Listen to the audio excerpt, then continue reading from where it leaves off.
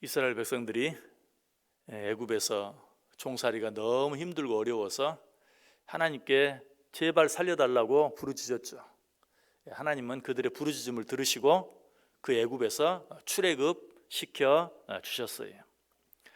그런데 출애굽하자마자 앞에는 홍해가 가로막고 뒤에서는 애굽 군대가 다시 자기들을 잡으려고 쫓아오는 모습을 보고 이스라엘 백성들은 하나님을 원망했죠. 뭐라고? 이러려고 우리를 애굽에서 꺼내셨습니까? 차라리 애굽에서 죽게 그냥 내버려 두시지 하면서 하나님을 원망했어요. 자, 그럼에도 불구하고 하나님께서는 어떻게 해주셨어요? 홍해가 갈라지게 하시고 이스라엘 백성들이 그 홍해를 육지같이 건너가게 하시고 뒤쫓아 들어온 애굽 군대는 다시 홍해가 갈라지는 홍해가 하나 되게 하셔서 그 홍해 속에 수장시키는 그런 놀라운 일을 행하셨죠. 그 일을 통해서 이스라엘 백성들을 또 한 번 구원해내 주셨어요. 자, 이 모습을 보고 이스라엘 백성들이 어떻게 합니까? 오늘 본문에 기록된 것처럼 비로소 하나님을 찬양해요. 12절 보시면 이에 그들이 그의 말씀을 믿고 그를 찬양하는 노래를 불렀도다.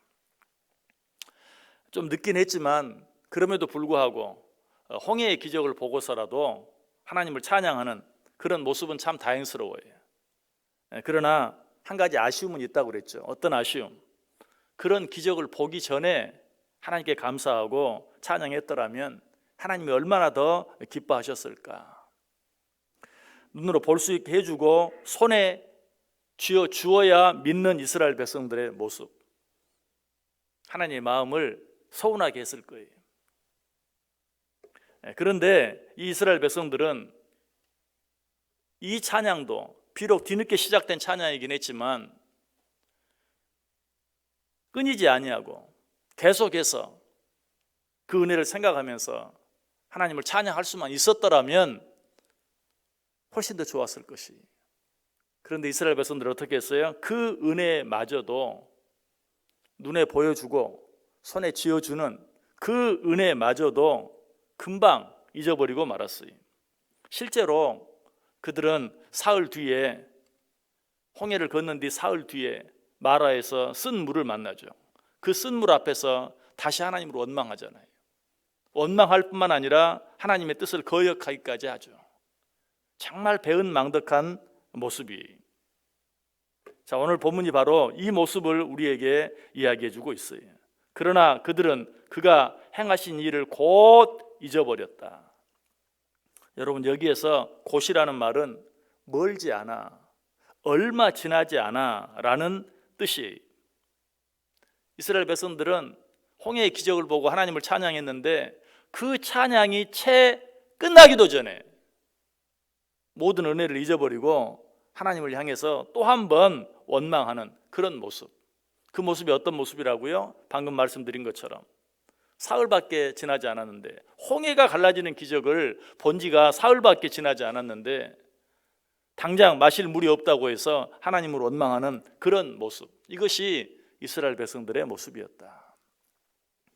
그런데 여기에서 오늘 본문에 기록된 이 곧이라는 말의 원어적인 의미를 생각해 보면 이 말씀은 훨씬 더 심각한 말씀이 돼요. 여기서 말하는 곧이라는 말은 뭐 얼마 지나지 않아, 조금 뒤에, 그런 의미가 있을 뿐만 아니라 서둘러서라는 의미가 있어요. 이스라엘 백성들이 하나님의 은혜를 잊어버렸는데 얼마 지나지 않아 곧 잊어버렸다, 이런 뜻만 있는 것이 아니라 서둘러서 빨리 잊어버렸다. 하나님의 은혜를 일부러 서둘러서 빨리 잊어버렸다. 아니, 설마 그러기야 했겠습니까? 사람들이 다 그렇듯이 잊어버렸으니까 잊어버리는 거지, 누가 잊어버리려고 일부러 잊어버리는 사람이 어디 있습니까? 그러나 성경은 그렇게 말하고 있어요. 그들이 서둘러서 빨리 하나님의 은혜를 잊어버렸다.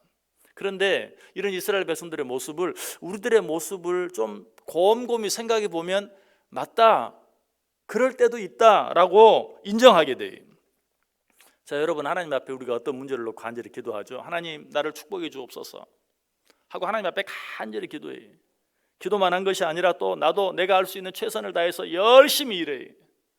그런데 하나님이 정말 그런 내 모습을 보고 또 그 기도를 들으시고 나를 축복해 주셨어요. 엄청나게 축복해 주셨어요. 자, 그때 우리는 어떻게 생각합니까? 하나님 앞에 감사하고 하나님 앞에 찬양을 드리죠. 어떤 감사, 어떤 찬양을 드립니까? 하나님 감사합니다. 이렇게 축복해 주셔서 감사합니다. 하나님의 은혜를 생각하면 내가 받은 이 축복의 절반을 하나님께 다 드려도 모자랍니다 라고 하나님께 감사하고 하나님을 찬양해요. 자, 그런데 조금 시간이 지나면 어때요? 아니지, 하나님이 물론 내게 은혜를 베풀어 주셨고 나를 축복해 주셨지만 나도 이 일을 위해서 내가 얼마나 고생했어, 내가 얼마나 수고 많이 했어, 내가 얼마나 기도를 열심히 했는데 하면서 내가 이런 정도의 대가를 받는 것은 당연하지. 내가 뭐 꼭 하나님 앞에 감사하지 않는다는 게 아니라 하나님 앞에 감사하지만 내가 받은 이 축복의 절반까지 드릴 필요는 없지. 하나님이 우리에게 11조만 드리라고 했는데 11조만 드리면 되지 내가 절반까지, 이런 생각을 금방 하게 돼. 그래, 하나님이 11조 하라고 했으니까 11조 하면 되지 뭐 내가 굳이 이렇게 많이 축복을 받아서 11조만 해도 많은데 거기다 뭐 감사음까지 할 필요는 없지. 이렇게 일부러 하나님이 내게 주신 은혜를 내가 축소해버려요.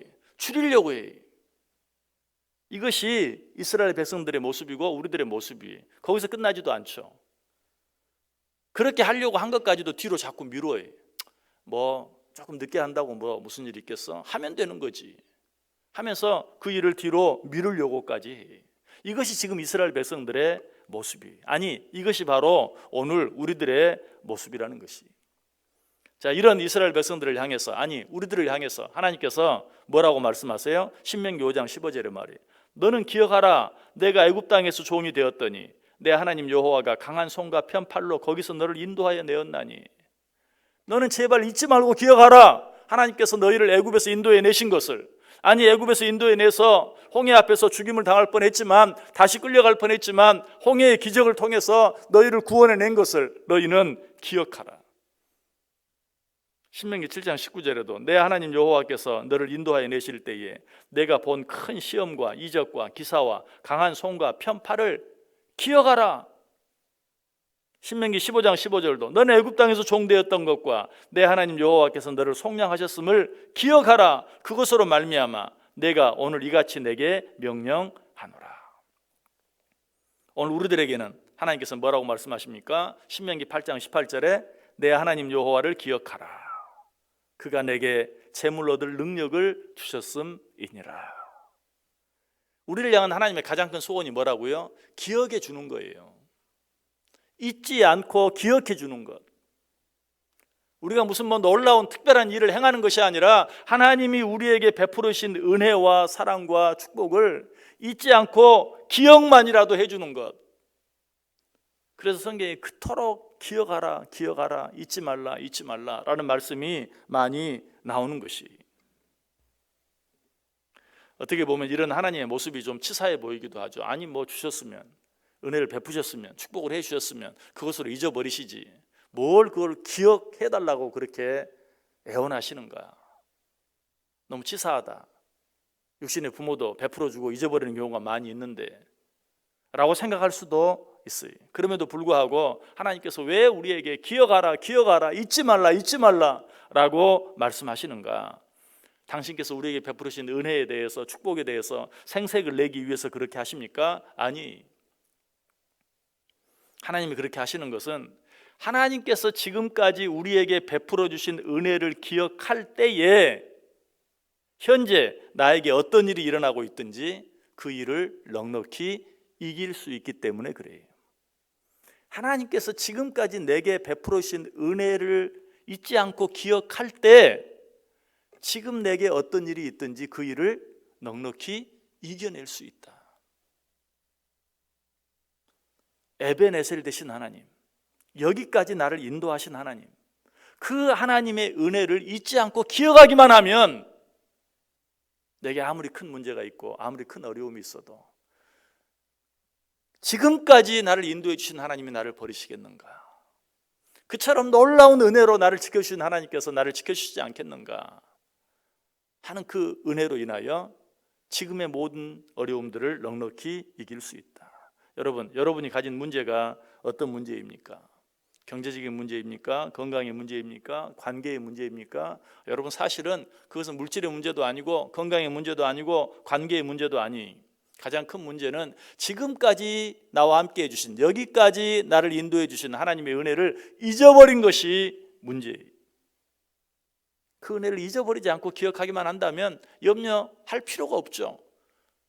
그 어려운 문제도 해결해 주셨는데, 여기까지 나를 인도해 주셨는데 그 하나님이 나를 포기하시겠는가 하는 그 사실로 인해서 넉넉히 이겨낼 수 있는 거예요.